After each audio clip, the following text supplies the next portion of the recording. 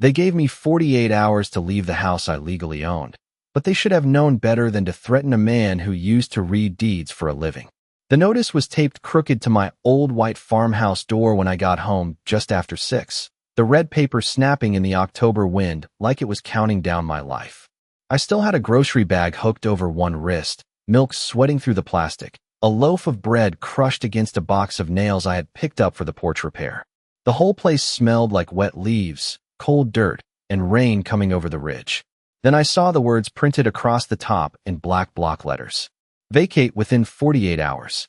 For a second, all I heard was the loose storm door tapping behind me and the creek running low beyond the tree line. My name was there. Nathan Brooks. My address was there. But the authority line said Briar Glen Estates Homeowners Association, and that was where the lie started breathing. My farmhouse sat outside Briar Glen. I knew that because I had checked it before closing. Twice. I had spent 12 years as a title examiner before going independent, which meant I trusted recorded documents the way mechanics trust torque wrenches.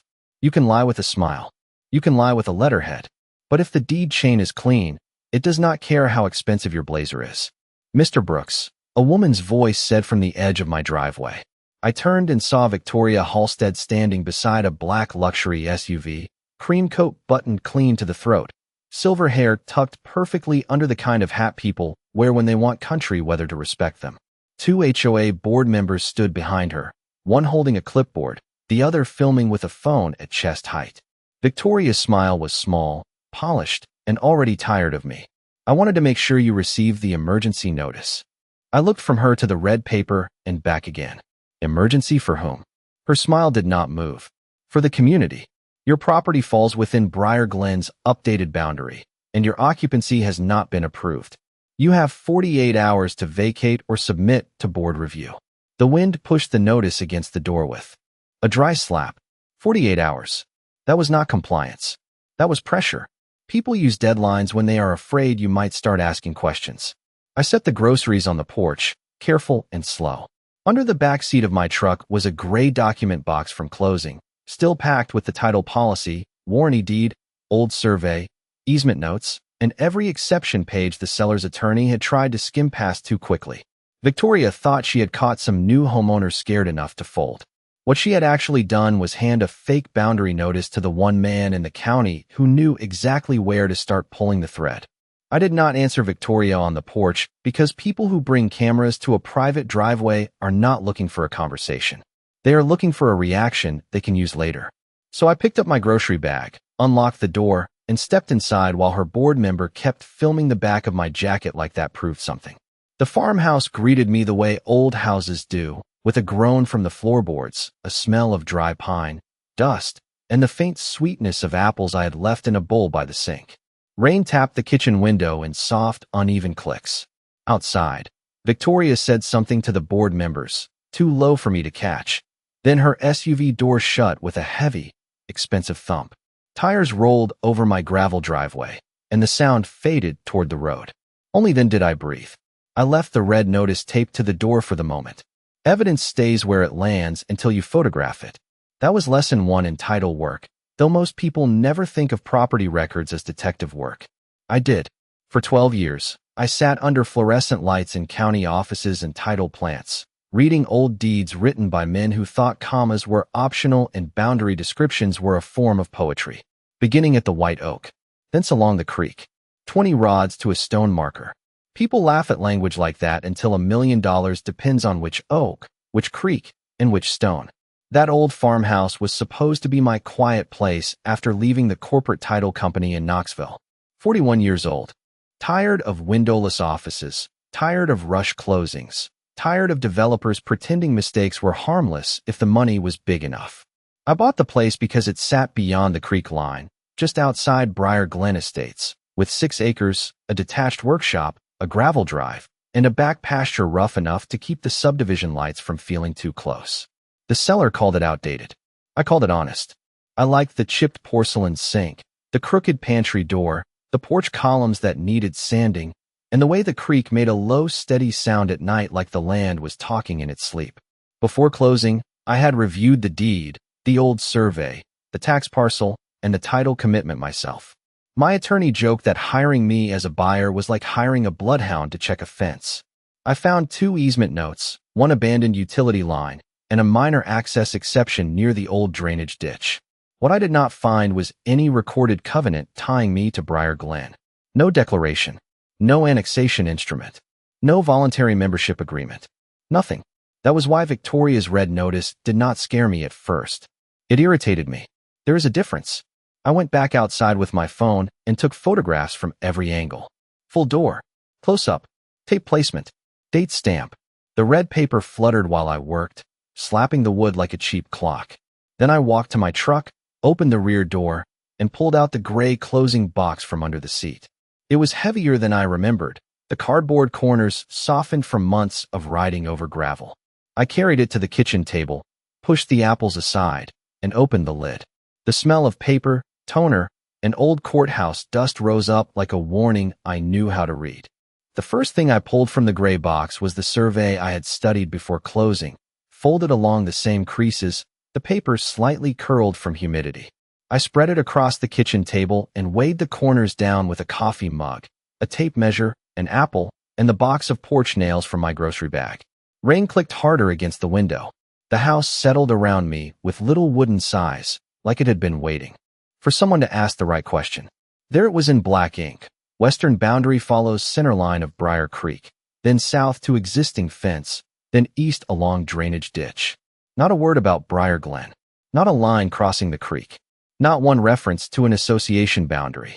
I walked to the back door and looked out across the wet yard. The creek was about 200 yards beyond the workshop, half hidden by sycamores and brush, running shallow over flat stone. On this side sat my farmhouse, my gravel drive, my pasture, and the old drainage ditch that cut a dark line through the grass. On the far side, beyond the trees, Briar Glen began showing off. Roof peaks, porch lights, perfect fences, houses arranged so neatly they looked stamped into the hillside. Whoever drew Victoria's updated boundary map wanted people to forget that water, wood, and old survey stakes had been there long before her board discovered colored printers. The next morning, I walked the property before sunrise with a flashlight, my phone, and the survey folded under my jacket. Cold air moved through the grass and left my jeans damp at the cuffs. The beam of my light caught the old fence posts first, gray and split, but still standing in a crooked line that matched the survey better than any new map could.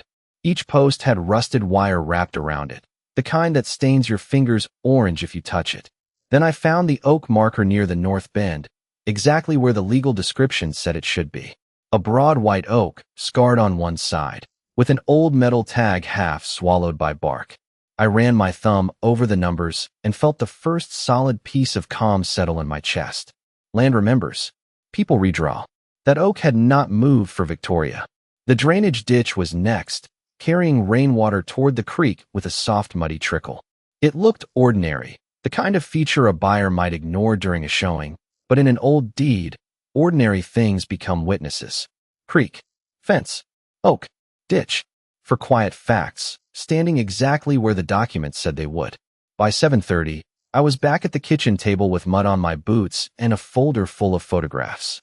That was when the first email arrived from Briar Glen, then a voicemail, then a certified letter notification from the post office. Victoria had started the clock loud enough for the whole neighborhood to hear. She claimed my home required emergency board review, back dues, architectural approval, and occupancy clearance. She claimed the farmhouse sat inside a newly confirmed management zone. She claimed I had 48 hours to comply. I read the email twice, listening to the refrigerator hum and the rainwater drip from my jacket onto the floor. Her map might have been glossy. Her deadline might have been red. But outside my window, the creek kept running along the same line it had held for generations, and I knew exactly which courthouse records would prove it. Victoria arrived again just after lunch, when the rain had stopped and the whole property smelled like wet bark, cold mud, and old grass warming under a pale strip of sun. I was on the porch photographing the certified letter when her black SUV turned into my drive without slowing much, tires pressing fresh tracks into the gravel like she wanted the ground to remember her. This time she brought 3 board members instead of 2. One carried a tablet. One carried a folder thick enough to look official from a distance. The third held a rolled color map in a plastic tube with the Briar Glen logo printed on the side. Victoria stepped out in a charcoal coat and leather gloves, her expression polished flat. The way people look when they have decided courtesy is something they will offer only after obedience. She did not look at the creek. She did not look at the fence line. She looked at my front door, where the red notice still hung under clear tape, photographed, preserved, and already copied into my evidence folder. "Mr. Brooks," she said, "the board has reviewed your lack of response. It has been less than 20 hours. Emergency matters move quickly." That sentence told me more than she meant it to. They were not following a process. They were racing a clock before I could reach the records. The board member with the map tube stepped forward and unrolled it across the hood of Victoria's SUV. The paper was glossy, full color, clean enough to sell condos. Briar Glen Estates appeared in soft green blocks, roads curved like they had been drawn by someone who hated straight lines, and there, at the lower edge, my farmhouse sat inside a shaded blue area labeled Expanded Community Boundary. My gravel driveway was marked as Managed Access. My creek was reduced to a decorative squiggle. My house, my pasture, my workshop, all swallowed by a line that looked confident because it had been printed by a machine. Victoria tapped the blue-shaded area with one gloved finger. Maps do not lie. I looked at the map, then passed her shoulder toward the tree line where Briar Creek kept moving in the real world, water over stone, indifferent to ink. Bad maps do. Her face changed just enough to show she had not expected that. The board member with the tablet began recording. "Good. This updated boundary was prepared for community management purposes," Victoria said. "The prior owner failed to maintain compliance, and now that occupancy has transferred, we have an obligation to correct the record." "Who prepared it?" "Our planning committee." "Was it recorded with the county?" She paused. A small pause, but I heard the hinge squeak. "It reflects the board's position." That was not my question. The air went tight. Somewhere behind the workshop, water dripped from the roof into a metal barrel, one hollow ping at a time. Victoria rolled the map, closed with sharper motions than before. "You are making this unnecessarily difficult. If you submit to review, pay the outstanding assessments, and agree to temporary board supervision, this can be resolved without further action." Outstanding assessments for what? The folder opened. Numbers appeared. 3 years of back dues. Architectural penalties. Occupancy review fee. Emergency boundary enforcement charge. They had built an invoice on top of a line they had no proof existed. I could almost admire the neatness of it, the way a person admires a perfectly framed rotten wall before tearing it open.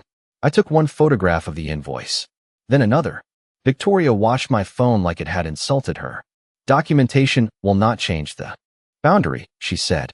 "No," I said, thinking of the gray box on my kitchen table, the old survey, the oak marker, the creek, and every deed book waiting downtown.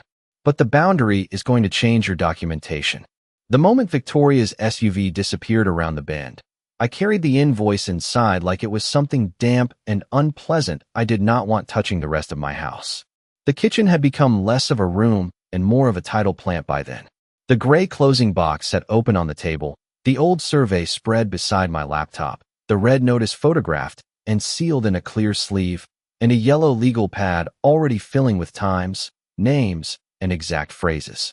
Rainwater dripped from the porch roof outside in steady intervals. Tick, tick, tick. 48 hours sounds like a deadline until you have spent your career searching records under pressure.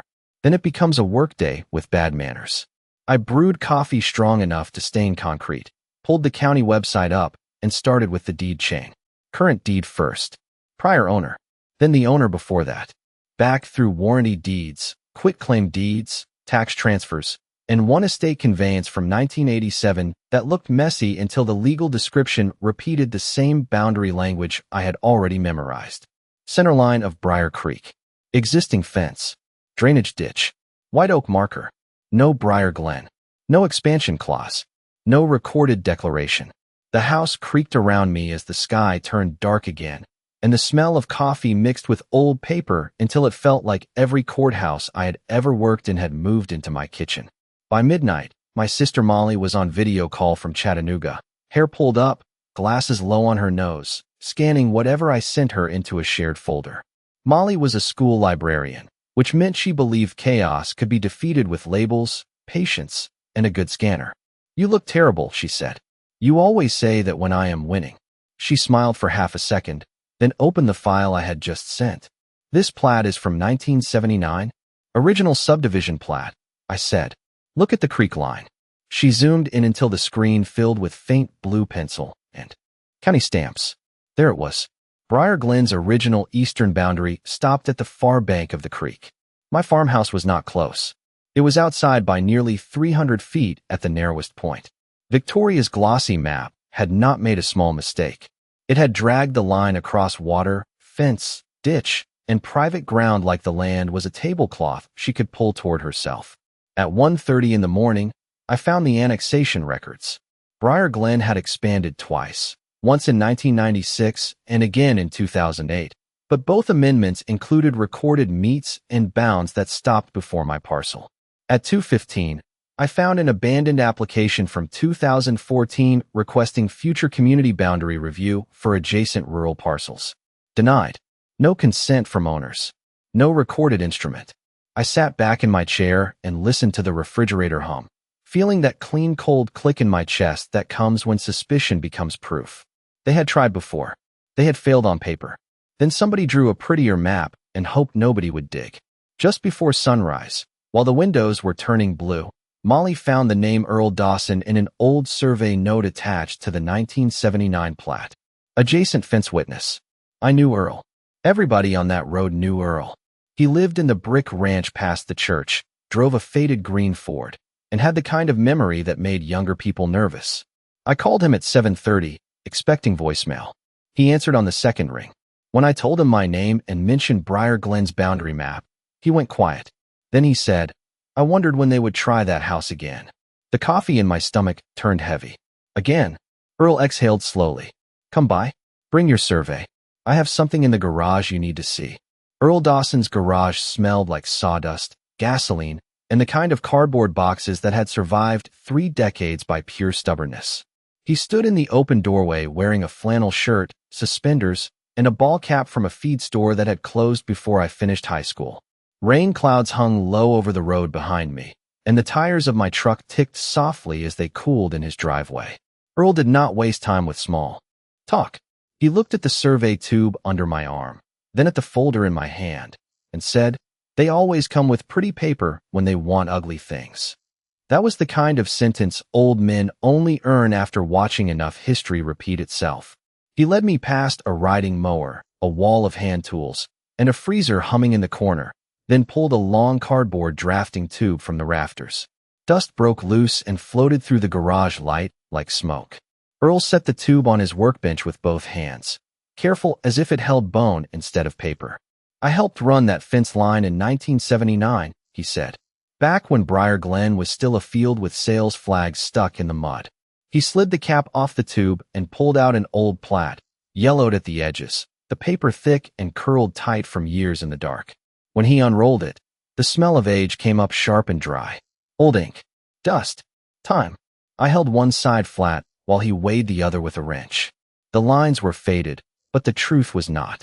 Briar Creek curved across the page like a natural signature, and the subdivision boundary stopped at the far bank, exactly where my late-night search had shown it. Earl tapped the creek line with a crooked finger. This was the wall. Not a fence wall. Legal wall. Everybody knew it. Then he pointed to my parcel, sitting outside the boundary, clean and separate. Your farmhouse was never theirs. I took a photograph, then another, making sure to catch the county stamp in the corner. Earl opened a shoebox beside the workbench and pulled out 3 more things that made my stomach go cold. An old certified letter from Briar Glen to the prior owner of my farmhouse. A rejected boundary review notice from 2014, and a handwritten statement from the owner before him, saying the association had pressured him to sell because they claimed the home would soon be absorbed into the community. He sold low, Earl said. Said he was too old to fight maps. The garage went quiet except for the freezer motor and rain beginning to tap the roof again. I looked at those papers and understood the shape of it. Victoria had not invented this trick when I moved in. She had inherited it, sharpened it, and aimed it at anyone who looked tired enough to surrender. A fake boundary does not need to win in court if it can scare people before court ever happens. Earl watched me slide the documents into my folder. You going to let them push you out too? I looked down at the old plat, at the creek line, at the oak marker drawn exactly where I had found it in the rain. No, sir, I said. I am going to make them explain why they kept drawing over the truth. By the time I left Earl's garage, the 48-hour clock was halfway gone, but for the first time, it felt like it was counting down for Victoria, not me. I spent the next 6 hours turning Earl's garage papers into a chain tight enough to hold under pressure. Back at the farmhouse, the kitchen table vanished under title notes, deed copies, photographs of the oak marker, county plat screenshots, and the old yellowed map Earl had let me borrow after I promised to return it in better condition than I found it. Molly stayed on video call, scanning and naming files while I built the timeline. 1979 original plat, 1987 deed transfer, 1996 Briar Glen amendment, 2008 expansion, 2014 denied boundary review, prior owner pressure letter, current emergency notice. The pattern stopped looking like a mistake and started looking like a habit. Around 4 in the afternoon, attorney Grace Miller called after reviewing the folder I had sent. Grace had the voice of someone who could make a room nervous without raising her volume. Nathan, she said, do not let them install anything permanent. Signs, stakes, markers, anything. If they touch your land, document it first, then remove it carefully. I am preparing a notice of claim. I was about to answer when headlights swept across the kitchen window. Not sunset glare. Vehicles. 3 of them. I looked at the clock on the microwave. They still had almost 18 hours left on their own deadline, and Victoria was already back. That told me all I needed to know. I grabbed the gray closing box, Earl's plat tube, and my phone, then stepped onto the porch. The air had turned cold again. Wet leaves stuck to my boots.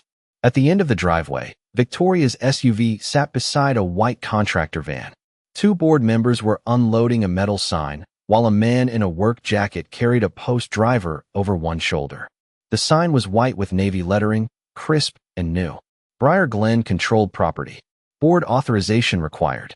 They were walking it toward the strip of grass beside my gravel drive, the same strip shown on my survey as private frontage. I started recording before I spoke. You do not have permission to install that. Victoria turned slowly, almost pleased to see the camera. She had changed into a dark coat and leather boots, the kind of outfit that makes trespassing look like an appointment. Mr. Brooks, this is a temporary boundary marker authorized by the board. Not on my property. That has not been established. I looked past her to the creek line hidden beyond the trees. It has been established since 1979. The contractor hesitated. Smart man. He looked at Victoria. She lifted one hand, small and sharp. Proceed. I walked down the steps, crossed the wet grass, and stood beside the spot where he had set the metal post. My voice stayed level because the camera was running and because Grace had been very clear. If you drive that post into my land, I will preserve it as evidence of an unauthorized encroachment. The contractor lowered the post driver. He wanted no part of a sentence with evidence in it. Victoria's smile thinned. Then we will ask law enforcement to explain community authority to you. She pulled out her phone and made the call with the confidence of someone who had mistaken being official for being right. While she spoke, I took the red notice from my folder, clipped it beside the old plat on the hood of my truck, and laid the glossy HOA map next to both. 3 versions of the same land sat under the gray sky. One was recorded. One was remembered. One was fake.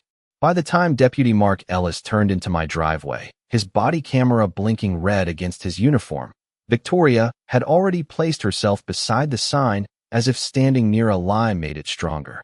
Deputy Mark Ellis stepped out of his cruiser with the careful expression of a man who had been called to too many property disputes by people who thought volume created ownership. His boots sank slightly into the wet gravel, and the red blink of his body camera caught the low gray light. The contractor stood frozen beside the uninstalled sign, both hands resting on the post driver like he wanted the ground to open politely and let him leave. Victoria moved first, of course. She crossed the driveway with her folder lifted just high enough to look official. Deputy, thank you for coming.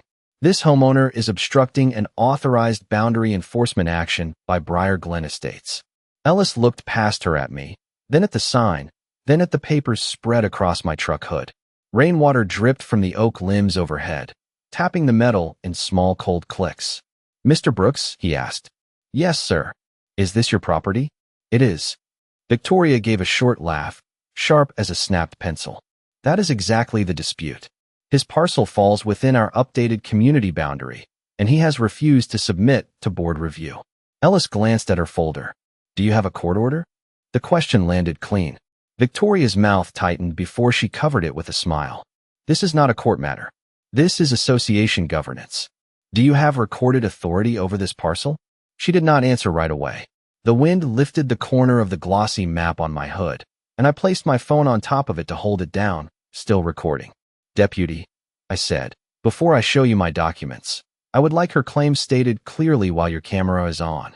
Ellis looked at me for a second, then turned back to Victoria. "Ma'am, are you claiming Briar Glen controls this farmhouse, this driveway, and the land where that sign is being installed?" Victoria stood straighter. The board members watched her like students waiting for the answer key. "Yes," she said. "Briar Glen Estates claims administrative authority over this property under the updated boundary map." There it was. Not implied, not hinted, said out loud, under body camera, beside an unauthorized sign, before the deadline they had invented had even expired. I felt the cold air move through my jacket and settle the last bit of anger into something useful. "Thank you," I said. Victoria looked at me like I had misunderstood the moment. I opened the gray closing box on the hood of my truck. The cardboard lid scraped softly against the metal. First came my warranty deed, clean and recorded. Then the title policy. Then the closing survey. I set them down one by one, not fast, not dramatic, just steady enough for everyone to see that this was not a folder of opinions. My deed describes the property boundary by Briar Creek, the old fence line, the drainage ditch, and the white oak marker, I said. All of those features are still on the ground exactly where the survey places them. Ellis took the survey and read with his thumb following the legal description. The contractor leaned slightly away from the sign. Victoria tried to step closer, but Ellis raised one hand without looking up. "Let me review this." That quiet sentence did more to change the air than any argument could have. I added Earl Dawson's 1979 plat beside the survey, the old paper yellow against the newer white sheet. "This is the original subdivision plat. Briar Glen stops on the far side of the creek." Then I placed Victoria's glossy map next to it. "This is what they brought me yesterday. No county stamp, no recording number, no surveyor's seal." Ellis looked from one map to the other, and his face did exactly what I needed it to do. It slowed down. "Ma'am," he said, "who prepared this updated map?" Victoria's answer came too smooth. "Our planning committee." "Is it recorded?" Silence. Behind her, one board member lowered his phone. The contractor set the post driver on the ground with a dull, final thud. That sound told me he already knew who was going to lose this argument. Victoria's silence lasted long enough for the rain to start again. Not hard rain, just a fine cold mist that settled on the truck hood and darkened the edges of every paper that did not belong in a plastic sleeve. Deputy Ellis kept his eyes on the glossy map. "Ma'am," I asked whether this was recorded. Victoria adjusted her leather gloves. "Buying time with movement. It is an internal governance document." "So no." The word dropped flat onto the gravel. One of the board members shifted behind her, and the phone he had been holding lowered another inch. That was when a silver sedan turned into the driveway and stopped behind the cruiser. Grace Miller stepped out carrying a navy folder and wearing a raincoat that looked like it had seen courthouse steps in worse weather than this. She did not hurry. Lawyers who know the documents are on their side never do. "Deputy Ellis," she said, showing her card. "Grace Miller, counsel for Mr. Brooks." Victoria's face tightened at the word counsel. Grace joined us at the hood, glanced once at the red notice, once at the uninstalled sign, and then placed her folder beside my closing box. "I have already sent Briar Glen a preliminary notice of claim," she said. "But since they are here attempting to mark private land, we can make the record cleaner." She opened the folder and removed a fresh report with a surveyor seal on the first page. "Ben Carter completed a field verification this morning based on the recorded title chain and original subdivision plat. The creek line, fence remnants, drainage ditch, and white oak marker all match Mr. Brooks's legal description. Briar Glen's recorded boundary remains on the opposite side of Briar Creek." Ellis read the first page, then the second. The rain tapped his hat brim. The contractor stared at the ground. Grace set another document down. This is the 2014 Denied Boundary Review Application.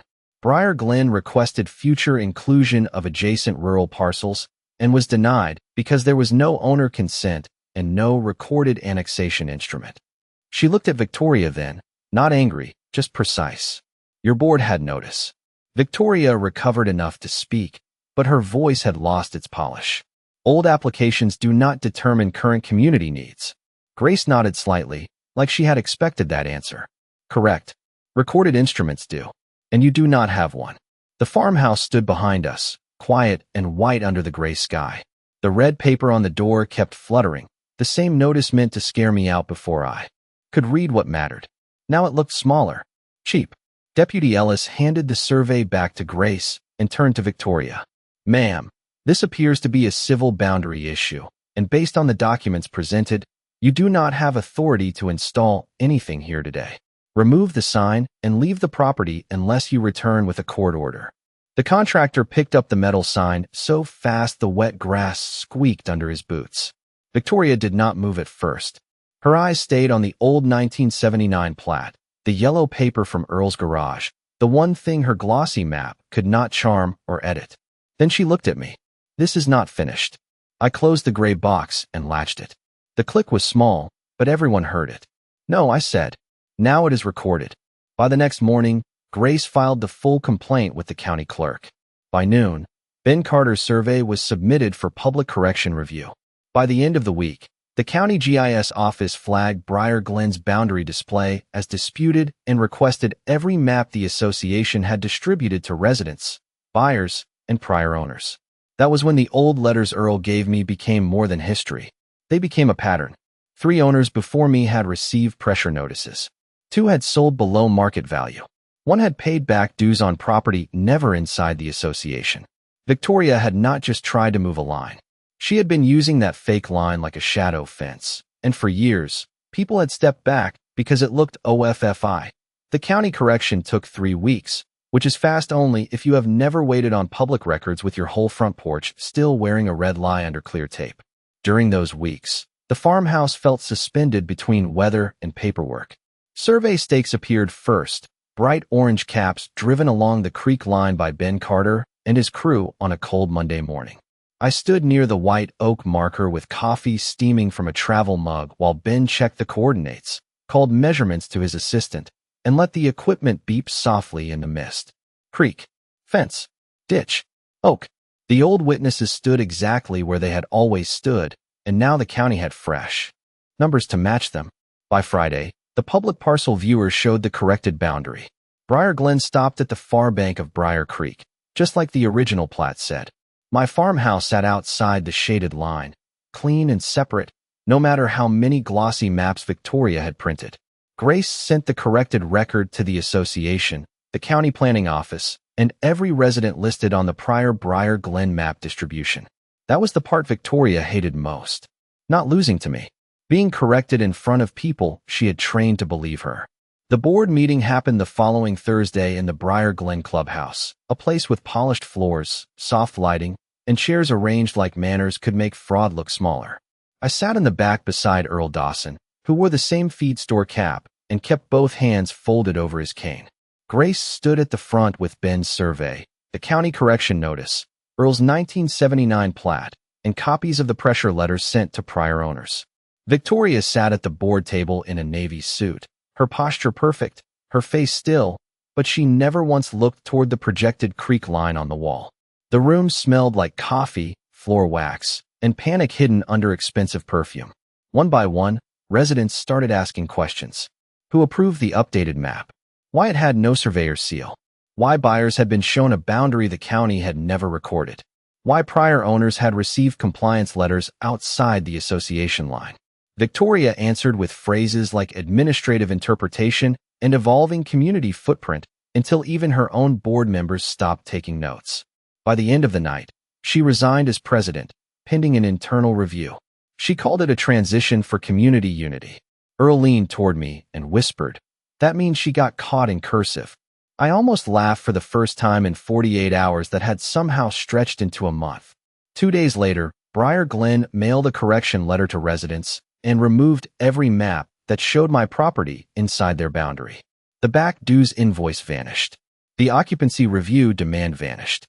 The emergency notice lost its power the way all fake things do when the real record walks into the room. I kept the farmhouse.